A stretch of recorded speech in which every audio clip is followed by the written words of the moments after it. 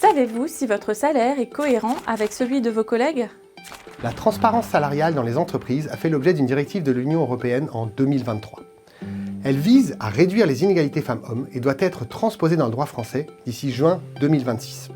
Mais de quoi s'agit-il au juste? Où en est-on et à quoi faut-il s'attendre? Retour en chiffres sur une transformation qui ne devrait pas passer inaperçue dans le monde des cadres. La directive aborde 3 points principaux. Les entreprises devront fournir des indications de salaire dans les offres d'emploi et ne pourront plus demander aux candidats leur salaire précédent. Les entreprises seront également tenues à la clarté des critères de rémunération et d'augmentation en interne.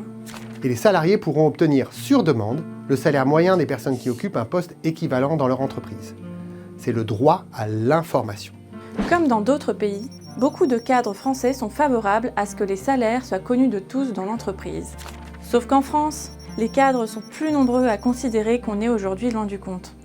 Les salaires sont jugés plus opaques dans les entreprises françaises et les cadres ont davantage de difficultés à positionner leurs salaires sur le marché.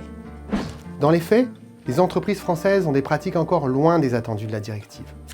La moitié n'inclut pas systématiquement de salaire dans les offres d'emploi, les 2/3 ne donnent pas accès à des grilles salariales en interne, et les 3/4 n'ont pas encore commencé à se préparer à l'application de la directive. Même si elles sont peu préparées pour le moment, les entreprises identifient déjà 4 défis RH majeurs. D'abord, l'investissement conséquent que représente ce chantier en termes de temps et de ressources à mobiliser. Ensuite, la difficulté à justifier les salaires actuels avec des critères objectifs. 2 managers sur 3 estiment qu'il y a des écarts dans leur équipe qu'ils auraient du mal à justifier. Également, des conséquences en matière de climat social. 62% des managers anticipent des conflits. Et enfin, la transparence dans les offres d'emploi pourrait faire bouger les lignes en matière d'attractivité des entreprises. Alors, où en est-on sur la transparence salariale? Aux prémices, et il est encore trop tôt pour prédire ses effets sur les inégalités femmes-hommes. Mais on voit d'ores et déjà que ça ne laissera personne indifférent.